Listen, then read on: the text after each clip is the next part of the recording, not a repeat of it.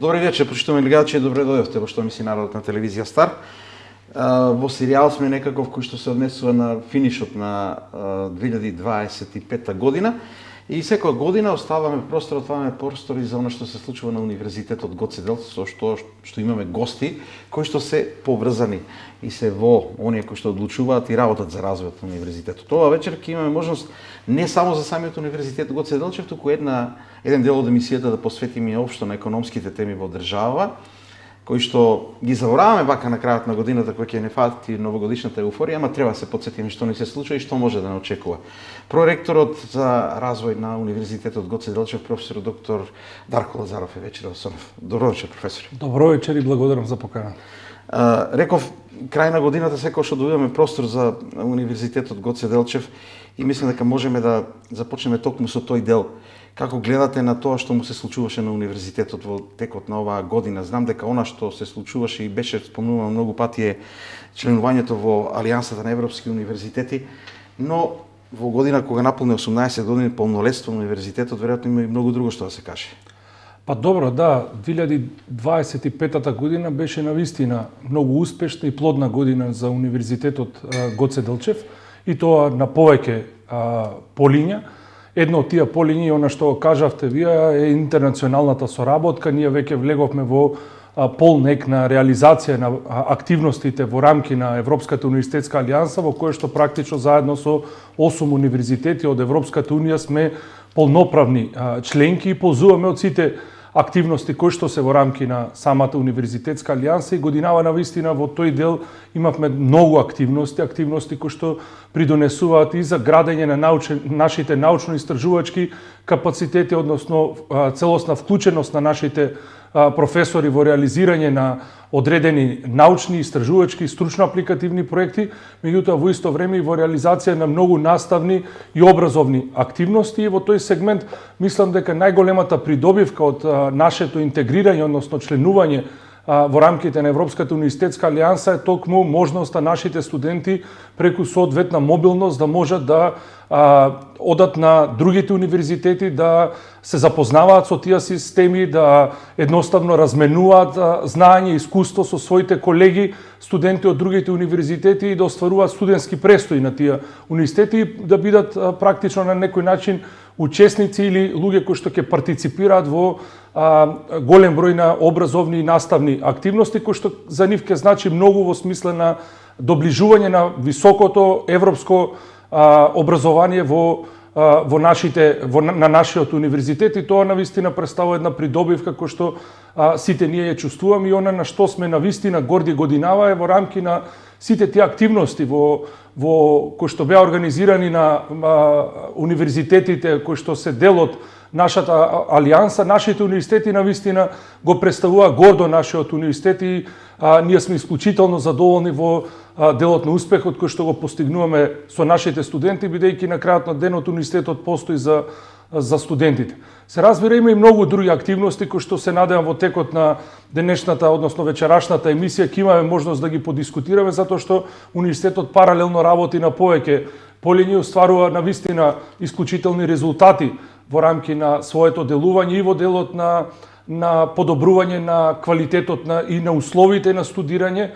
не само за студентите, туку и за професорите во делот на инвестиции во научно-истражувачка инфраструктура, односно набавка на соодветна опрема, кој што понатаму професорите заедно со студентите, особено на втори и на трет циклус, ја користат во спроведување на одредени теренски истражувања, научни истражувања и така натаму. Меѓутоа исто така она што е куриозитет, односно она што навистина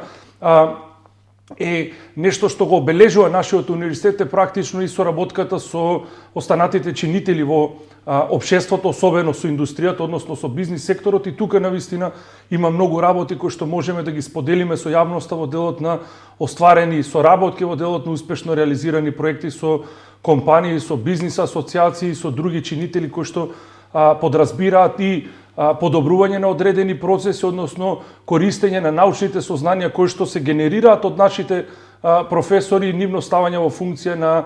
бизнисот, односно на индустријата. Токму на тоа ќе посветиме внимание, бидејќи се забележува тој тренд во последно време, што е и корисен, бидејќи долги години се говореше за тоа колку треба да биде повеќе поврзано високото образование со бизнис секторот. Меѓутоа, пред тоа само уште едно прашање што се однесува на Европската универзитетска алијанса. Искуството на вакво ниво со повеќе универзитети во Европа, дали ви даде за право да видиме каде сме? Дали дознавме дека можеби веќе во многу нешто универзитетот Гоце Делчев во овие 18 години тргнал кон она што го работат европските универзитети? Дали се најдовме таму, бидејќи предноста на новите универзитети, условно речено, е тоа дека може да се прилагат полесно на новите времиња? Каде универзитетот Гоце Делчев според вас во споредба со тие универзитети? Видите, ние некој, па и како нација да речам, а и ние како универзитет, можеби во некои сегменти сме и скромни во делот на тоа кои се нашите потенцијали, кои се нашите можности и така натаму. И всушност и тоа што го кажавте вие, преку овие активности, односно преку ова вмрежување, интегрирање со европските универзитети во рамки на алијансата, свативме дека имаме навистина многу компаративни предности, навистина многу примери кои што се позитивни за нашите колеги и професори и студенти на тие универзитети, и тоа навистина го докажуваме со многубројни успеси кои што ги имаме во рамки на алијансата. Чисто за илустрација, еден наш студент на универзитетот Гоце Делчев стана ко-чеар на собранието кое што е во рамки на алијансата за студентите. Понатаму наши професори се дел од стиеринг групата на алијансата која што представува мрежа помеѓу универзитетите од една страна и другите чинители, вклучувајќи индустријата од друга страна, понатаму во рамки на одредени работни пакети, особено во делот на применета наука, иновации, истражување, особено во делот на дигитализација, кај што универзитетот навистина предничи не само во Македонија, туку свативме дека и нашите дигитални системи се навистина изворедни решенија кои што може да бидат понудени во рамки на алијансата, така да во тој контекст можам да кажам дека навистина имаме голем број на компаративни предности, навистина имаме голем број на успешни приказни кои што можеме да ги споделуваме со нашите партнери од Европската унија, и можам да кажам сигурно дека во многу сегменти, во многу области, и во делот на науката, и во делот на образовните програми, меѓутоа и во делот на знаењето и перформансите на нашите студенти од различни области, и од техничките науки, и од општествените науки, и од академиите, навистина можат рамо до рамо да се носат со своите колеги од Европската унија. Додиме на што го споменат инвестициите, развојот го носат инвестициите. Моментот во развојот на државата и воопшто во вложувањето во високото образование е таков да не е оној период кога се воспоставуваше универзитетот и се вложуваше во градба на објекти, во нови простори и слично. И се чини како да инвестициите треба да бидат насочени во подобрување на тие услови и за професорите и за студентите во поглед на актуелните објекти, во поглед на лаборатории, можности за да се изразат тие, да има истражувања.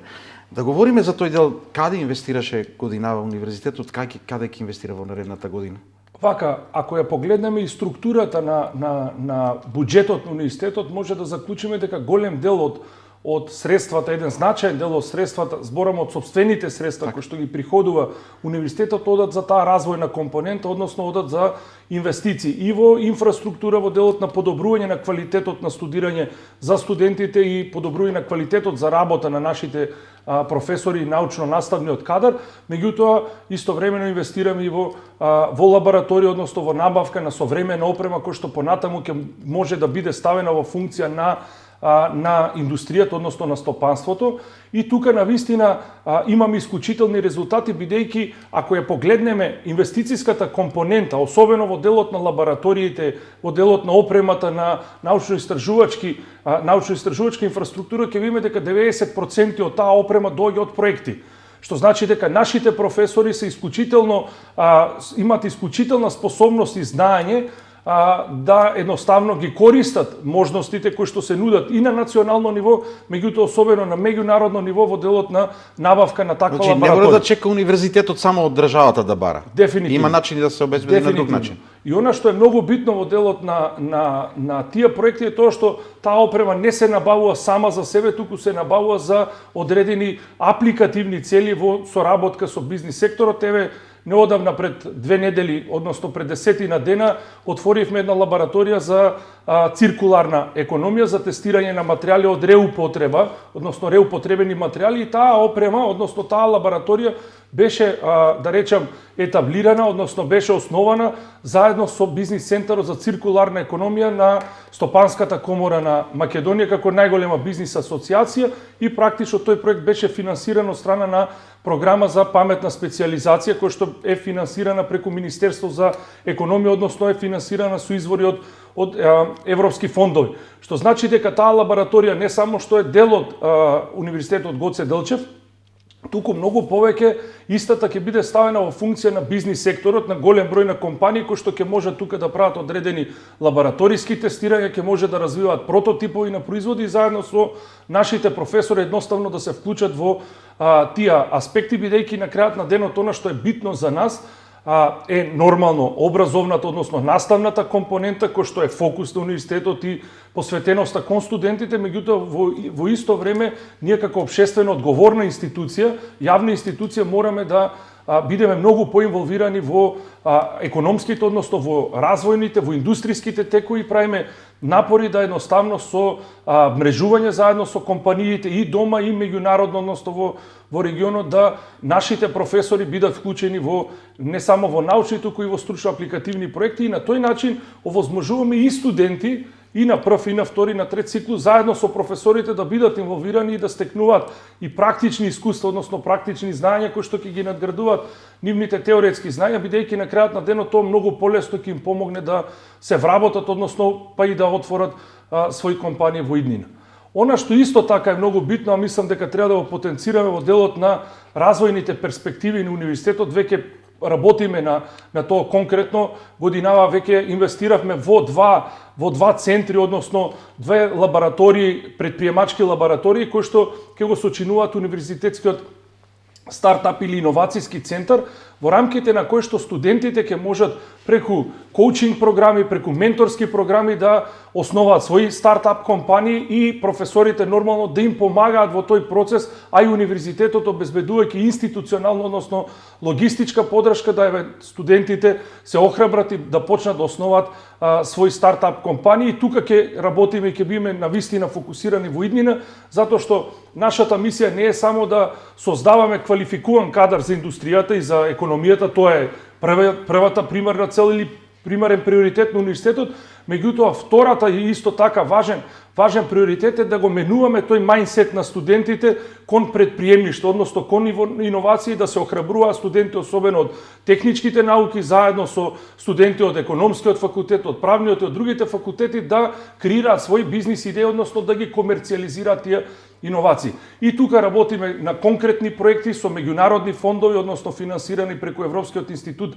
за технологија и иновации во делот на обучување на студентите, односно креирање на таков тип на мајндсет, меѓутоа во исто време да им помагаме и на нашите лаборанти, на нашите докторанти, на луѓето кои што работат, младиот кадар истражувачки на универзитетот, да можат да ги комерцијализираат своите научни резултати во конкретни бизнис идеи, кои што на крајот на денот ќе значат додадена вредност за македонската економија и за македонското општество генерално. Една страна е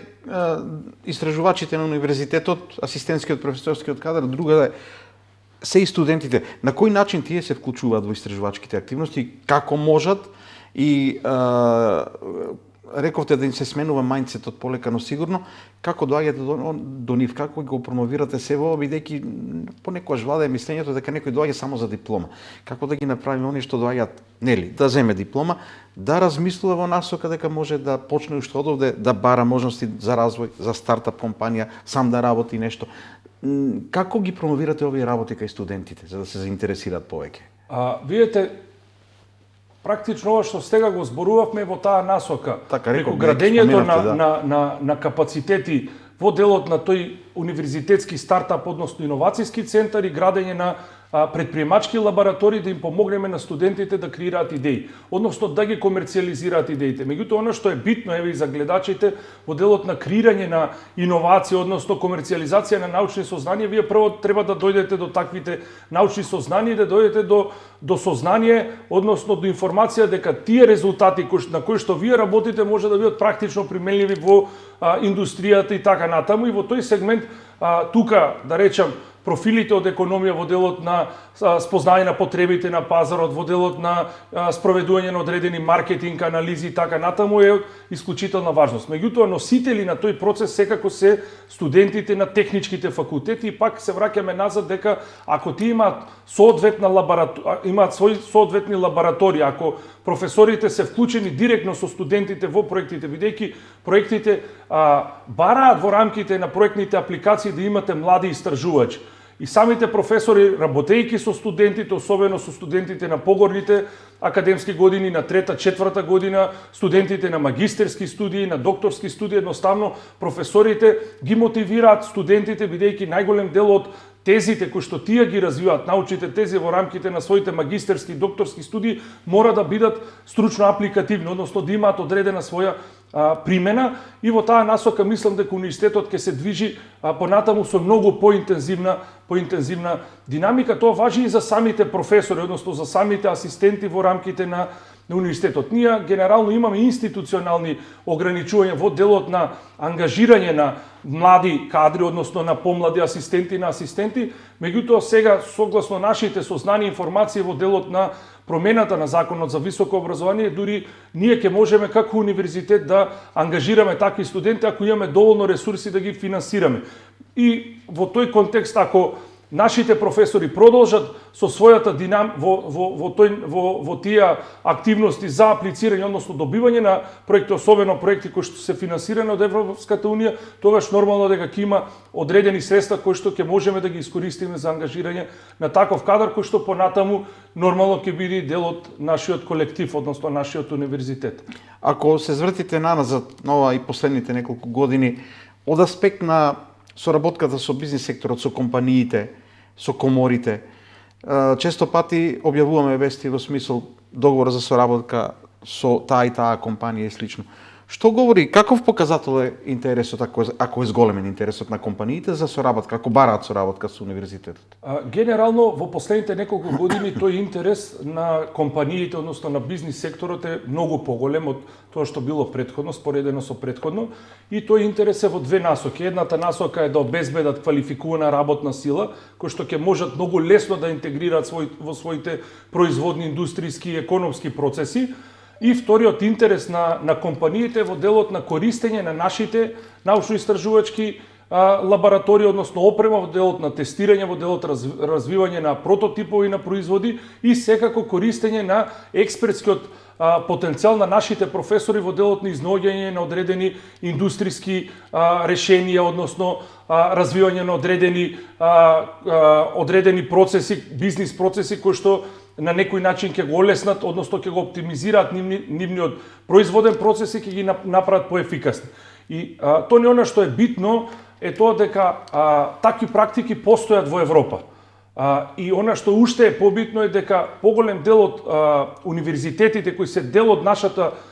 Европска универзитетска алијанса се практично такви универзитети за применета наука и применети истражувања, и тука навистина црпиме многу искуство, односно многу знаење од нив. И ова што го кажав со инвестицијата во делот на менување на тој пристап предприемачки иновацијски, практично ќе биде со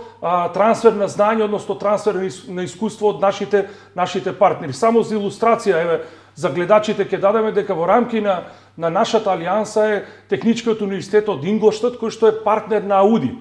и кој што работи директно, нејзините научни сознанија, лаборатории се користат во функција на развојната компонента на Ауди, кој што е една од најголемите компании во Германија, па и една од најдобрите успешни компании во Европа. Така да тие искуства ги пренесуваме, ги адаптираме на наши услови и мислам дека за кратко време ќе постигнеме изворедни резултати, особено имајќи во предвид дека навистина имаме сериозна поддршка од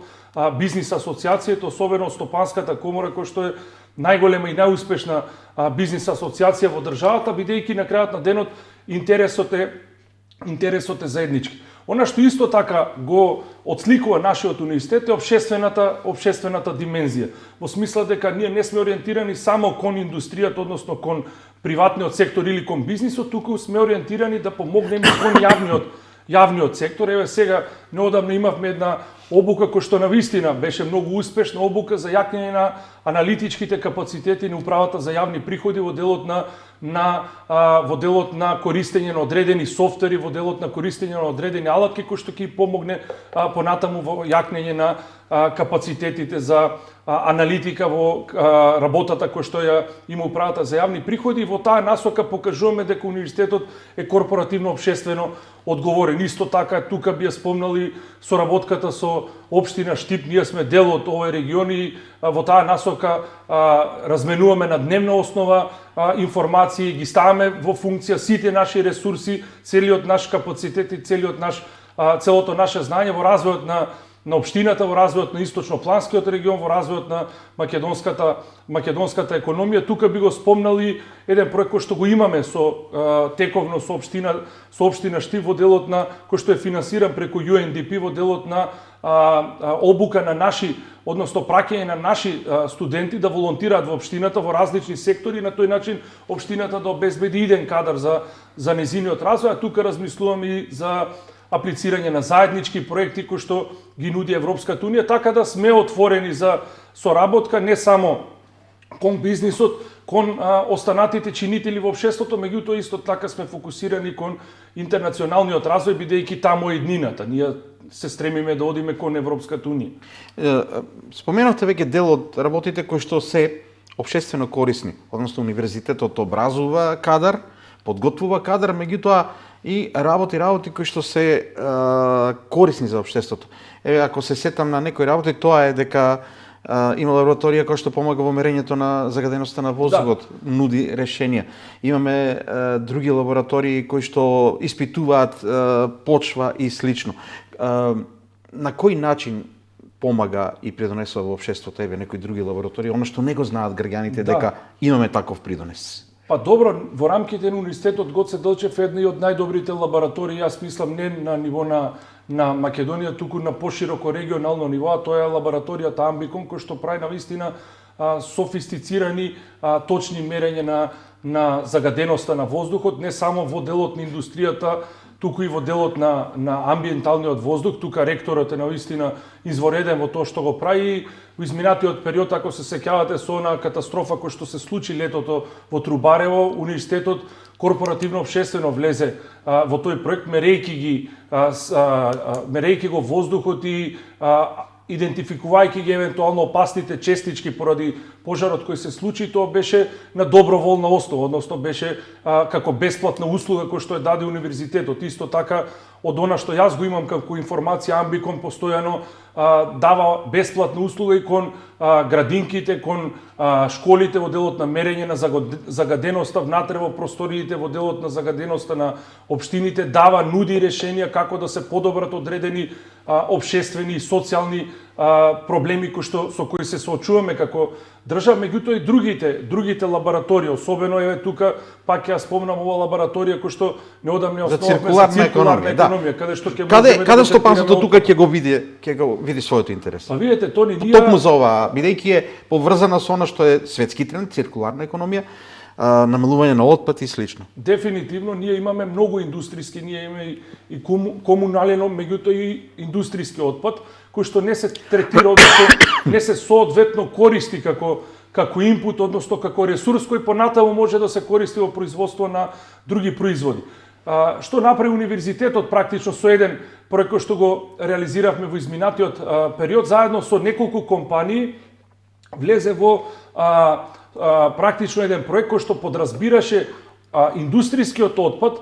пластичен отпад да се селектира, соодветно да се третира и понатаму како суровина да се користи во развој на нови прототипови на производи. Компаниите кои што, односно една од тие компании кои што беше партнер на нашиот универзитет во рамки на тој проект, разви неколку конкретни производи кои што понатаму ќе може да ги продава и на странските пазари. Претходно тој отпад бил извезуван како суровина за некои други земји по многу пониска цена. Сега ние од индустријски отпад, со експертизата на нашите професори, со користење на лабораториските можности на нашиот универзитет, едноставно развивме конкретни производи кои што имаат многу поголема додадена вредност и кои што овие компании ќе можат да ги продаваат, односно да ги извезуваат на странските пазари. Она што е специфично за универзитетот е тоа што ние сме јавен, односно општествена институција и ние она што го правиме е да им помогнеме на нашите студенти во делот на комерцијализација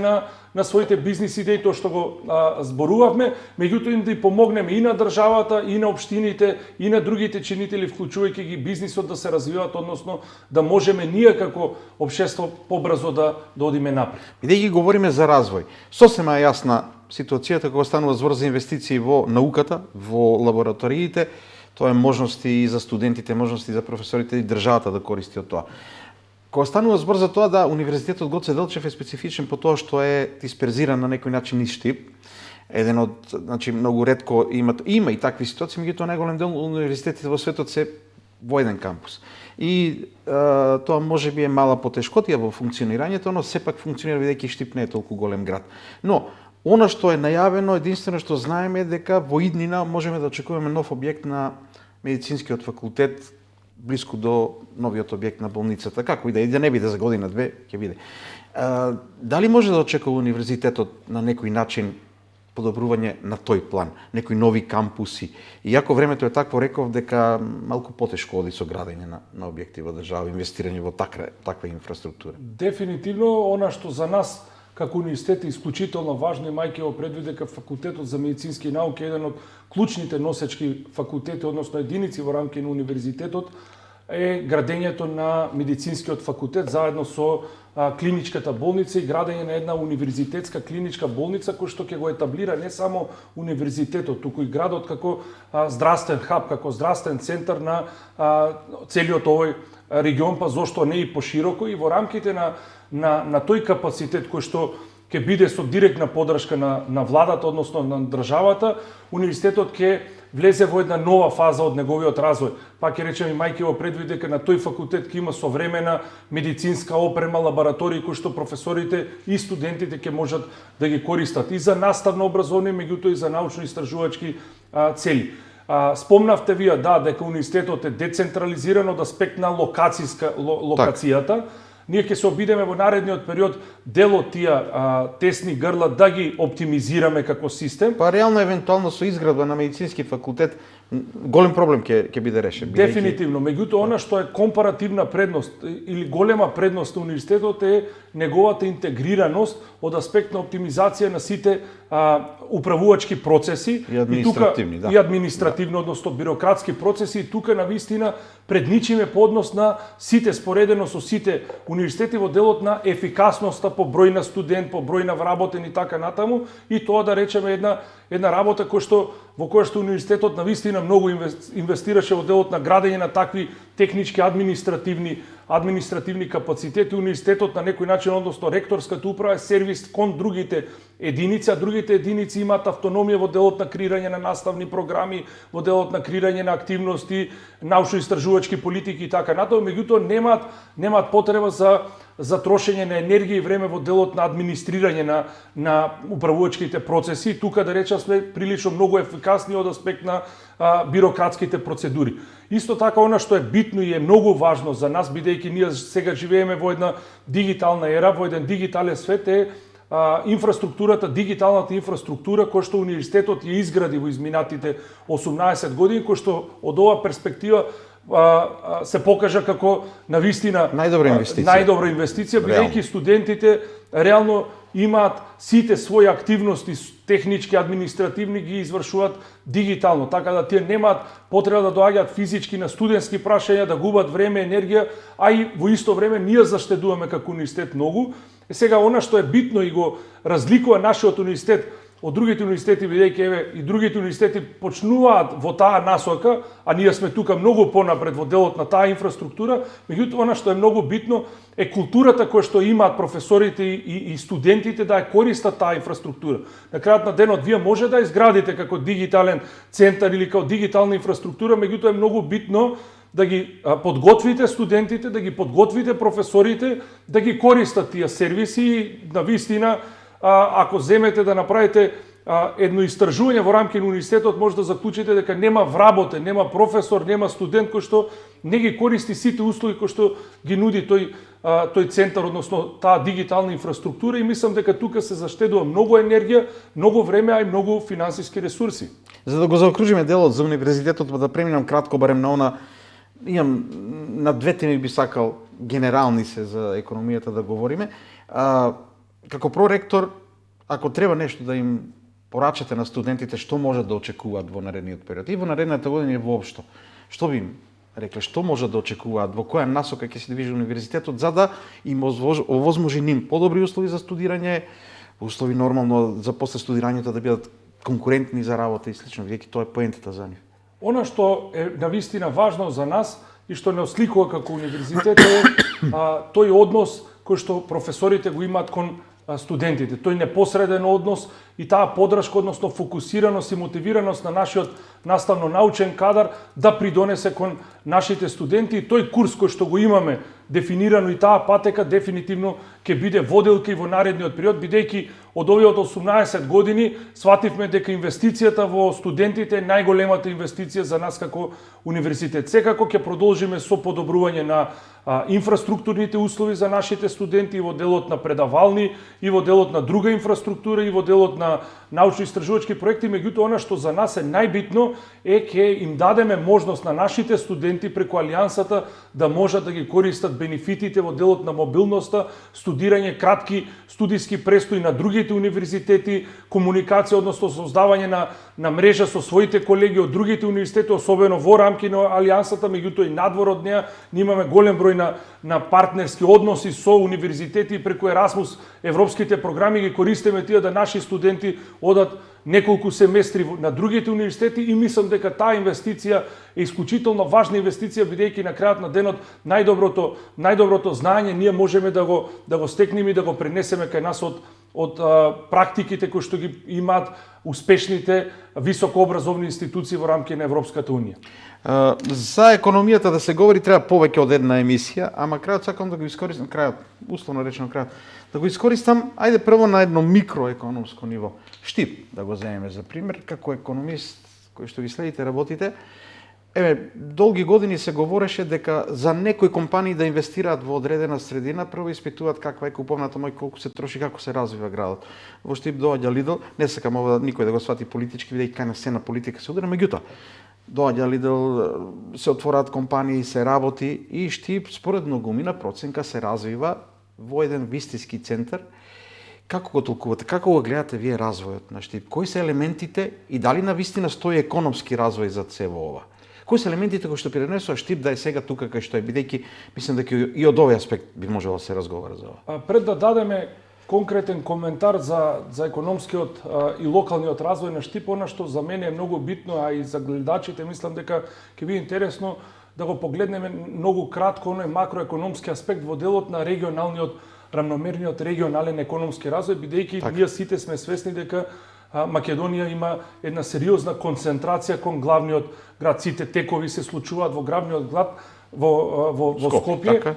и во таа насока свесни сме и сведоци сме дека голем број на периферни градови, односно градови во другите региони од државата навистина стагнираат, односно забавуваат. Тука има секако улога и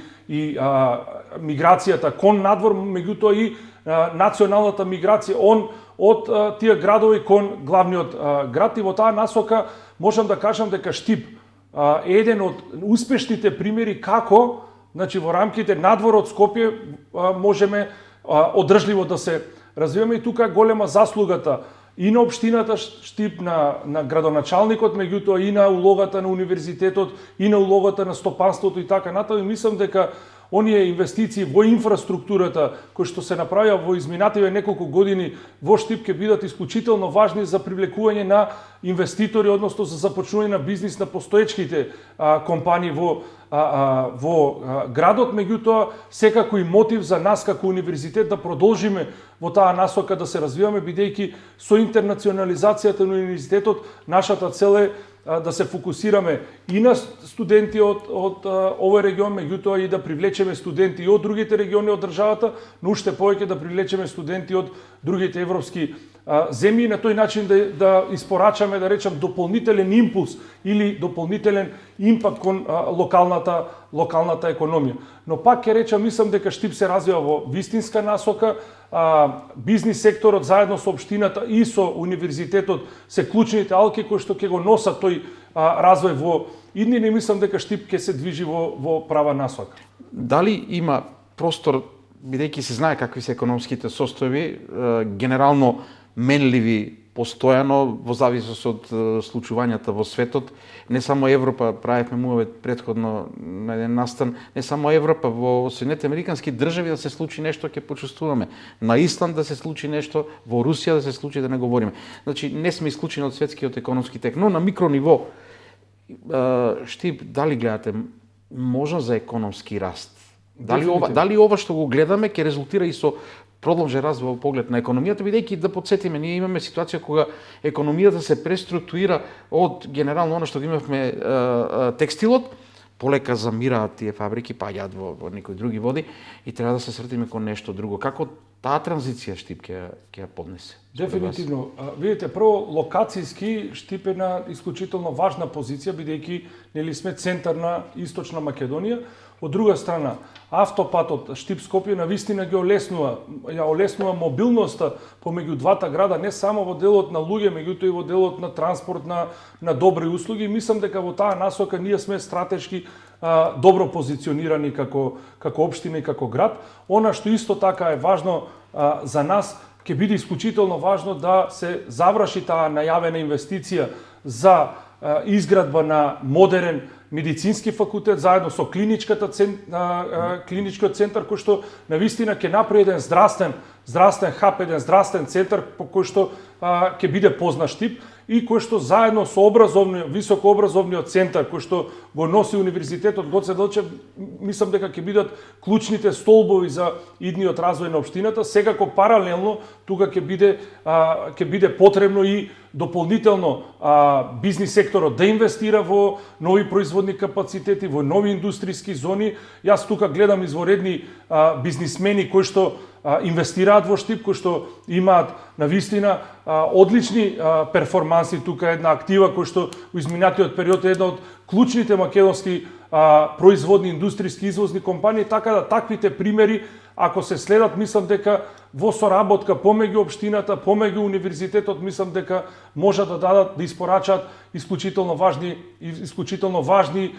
резултати економски кои што ќе овозможат нашите млади генерации, односно младите генерации од овој региони од градот да останат тука и својата иднина да ја гледаат во градот. И да искористиме прилика, ајде да говориме за економијата, малку лаички ќе одам, бидејќи новинарите универзални незналици ги нарекуваме, јас се согласувам со тоа. Или сезналици или незналици, заедно тоа две.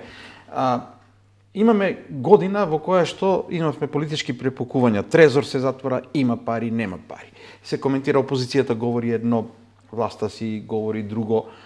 Каква година не очекува до година, со оглед на тоа дека едно вели, реков опозицијата, друго говори власта, буџетот е полн или не е полн и зависиме од целокупните економски случувања во целиот свет. Што можеме да очекуваме до година? Дали се можни тие црни прогнози дека може во незавидна ситуација да дојде Македонија? Сите говорат за тој долг кој што бил над 60% и така натаму. Македонија е одржлива економија и тука да немаме дилеми по однос на тоа прашање, нормално дека се соочува со предизвици кои што дел се и од внатрешни системски проблеми кои што ги имаме како земја повеќе од 30 години, меѓутоа дел се од надворешни фактори, а тоа што и вие го потенциравте со геополитичките случувања на кои што ние не сме имуни како мала отворена економија, особено она што на Европска Унија и на Европа и се случува со царините од администрацијата на САД, понатаму геополитичките состојби со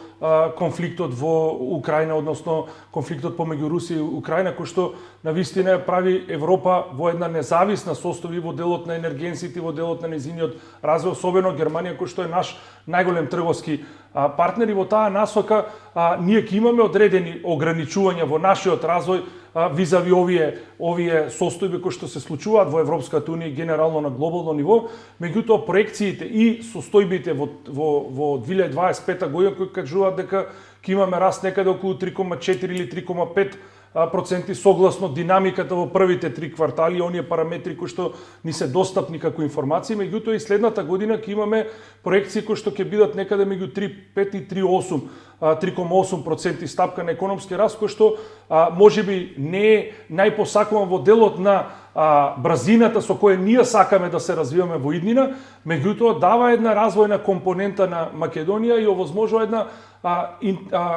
конвергенција кон Европската унија, мајќи во предвид дека проекциите за стапката на економски раст во 2026 година на Европската унија се некаде околу 1,4-1,5%, ако ги земеме проекциите наши за 3,8%, тоа значи дека ние повеќе од двојно ќе имаме побрз раст на нашата економија визави Европската унија. Секако тоа не е доволно за да ние се приближиме кон животниот стандард, кон платите на Европската унија. Вакви трендови треба да имаме 10, 20, 30 години, бидејќи развојот на една нација не може да го остварите вие за една или за 2 години или да подобрите животен стандард за една или за 2 години, меѓутоа ако се движиме во таа насока и дополнително ако го забрзаме тој евроинтеграцијски процес кој е исклучително важен за македонската економија, ако влеземе во едни похрабри одлуки и политики во делот на системски реформи, во делот на структурни реформи, во делот на промена на структурата на македонската економија, во делот на поддршка на одредени сегменти кои што ќе го носат идниот развој,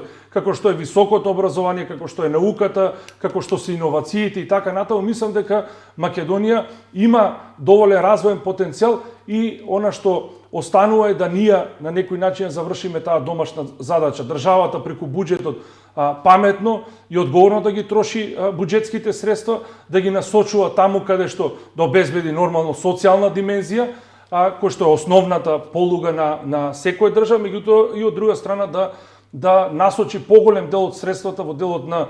инвестиции во инфраструктура, во патишта, во железници, во енергетска инфраструктура, да им овозможи на компаниите тие да бидат поконкурентни и поефикасни, да се борат со своите конкуренти на странските пазари. И во тој контекст мислам дека едно од клучните прашања кои што и стои како предизвик на Македонија во тој иден правец е човечкиот капитал. Да ги задржиме луѓето тука, да инвестираме во нив, да ги квалификуваме и образовниот систем, меѓутоа и компаниите, бидејќи само човечкиот капитал може да извади оваа земја на едни посакувани добри пати. Колку може да влијае и да доведе во прашање одредени процеси економски целата таа борба, јас велам на политичко ниво, меѓутоа таа е реална борба кога бараат пензионерите вакво или онакво зголемување, кога синдикатите бараат повисока минимална плата, кога притисокот врз државниот буџет ќе биде голем од страна посебно на пензионерите, социјалните трансфери и слично. Колку ќе биде во кондиција Македонија да го издржи тоа? Видите, и од што зависи? Пак ќе се вратиме назад, ние имаме одредени системски, структурни неповолни состојби во делот и на економијата и во делот на буџетот. Во контекст кои што не се од денеска, не се од вчера, тоа се рековте 30 години. Во делот на односот помеѓу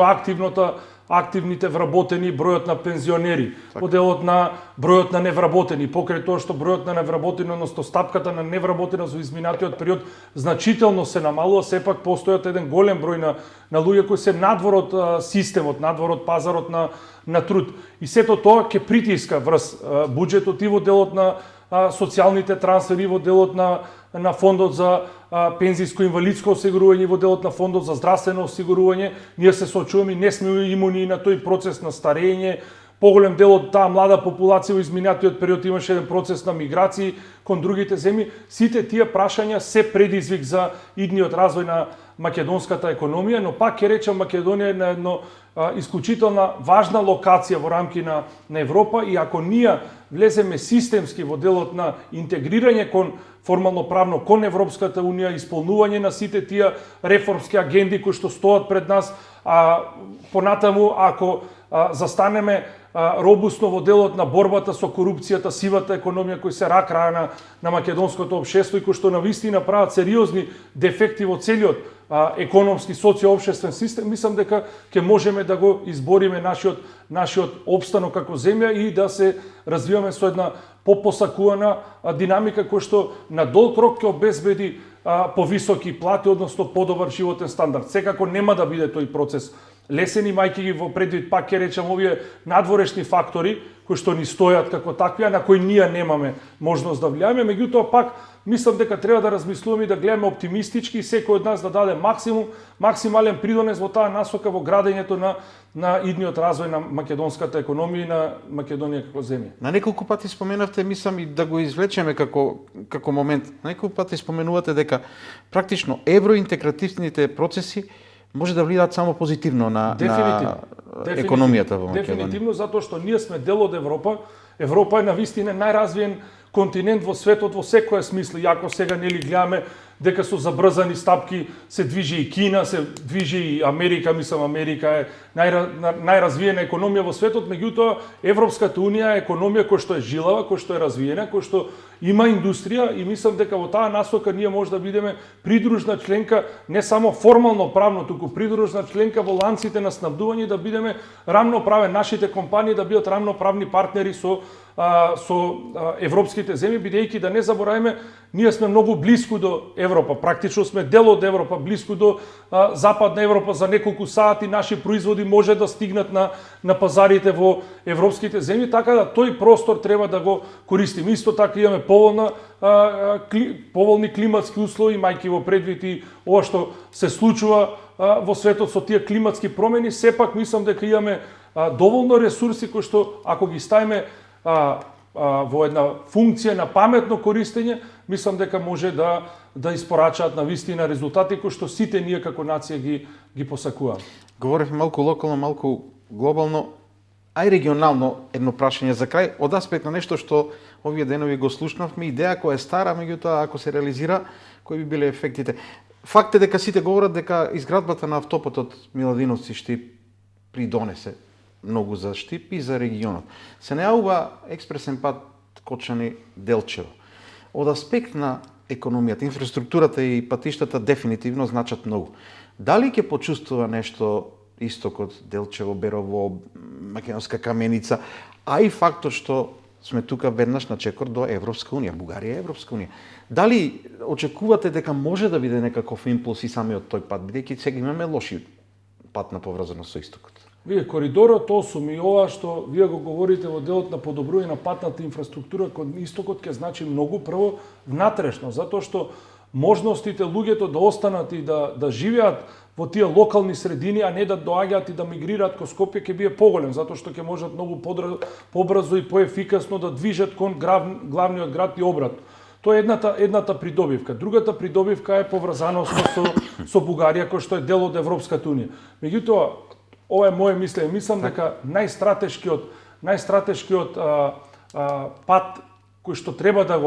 кон кој треба да се движи Македонија, коридорот 10 и Вардарската долина, бидејќи Вардарската долина е исклучително важна и таа завршува на море, а тоа е Солун. Така да целата наша трговија, најголем дел од нашата трговија е преку Солунското пристаниште. И мислам дека ние во таа насока, тој транзит и таа стратешка позиција која што има Македонија од Европа кон Грција, мислам дека треба да искористиме на максимално можно ниво и практично тоа се случува и со најавите на британскиот кредит, со градењето на железницата по коридорот 10 и со градењето на Вардарската долина. Така да инфраструктурно, железничката, патната и енергетската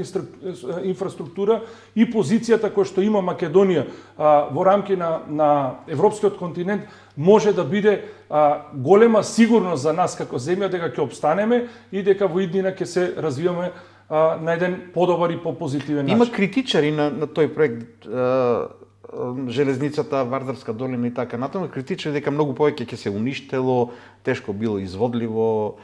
треба да се дигне железницата многу повисоко и слично. Како одговарате на тие критики? Мислам секогаш има критики за се. Има скептици. Јас не сум експерт, технички експерт во делот на идејните решенија и на железницата и на енергетските капацитети кои што се планираат како инвестиција на текот на Вардарска долина, меѓутоа како развоен економист можам со сигурно да ви кажам дека Вардарската долина и коридорот 10 е најклучниот стратешки момент кој што го има Македонија во моментот и ќе го има во наредните години. Се покажало и досега, веројатно и во иднина треба да иде некоја стратегија. Професор, ви благодарам за гостувањето, издвоивме простор повеќе за Универзитетот Гоце Делчев. Во иднина во наредната година се надевам и средби на економските прашања кои што се важни, граѓаните треба да знаат што се случува и да слушнат размислувања. Драго ми е што на некој начин она што да се вратам пак на Универзитетот Гоце Делчев, што на почетокот на постоење на Универзитетот долги години, известен број на години имавме ситуација кога уште експертите од Универзитетот Гоце Делчев не беа толку вклучени во процесите, во давање на мислења, стратегии и помош во развојот во државата, дека тоа се менува, докази ова ваше гостување и воопшто она што се случува во соработката со стопанскиот сектор, со коморите, па и со самата држава. Ви благодарам и се надевам на наредна среда. Ви благодарам и јас, навистина ми беше задоволство и мислам дека медиумите се исклучително важни за дисеминација на сите информации, она што ние го правиме, бидејќи нашата интенција е да биме транспарентни, да биме видливи и да ги информираме граѓаните и сите други чинители за активностите кои што ги има универзитетот, а секако експертското мислење и знаење кои што го имаат нашите професори може многу да помогне и на локално, меѓутоа и на национално ниво. Тоа се забележува во последно време и добро е да продолжи тој тренд. Ви благодарам уште еднаш. Почитувани гледачи, тоа беше проректорот за развој и инвестиции на Универзитетот Гоце Делчев, професор доктор Дарко Лазаров. Слушнавте каде ќе се движи универзитетот, во кој момент е и засегнавме дел од економските теми за кои што треба многу повеќе, ама во некоја наредна прилика. Останете со ТВ Стар.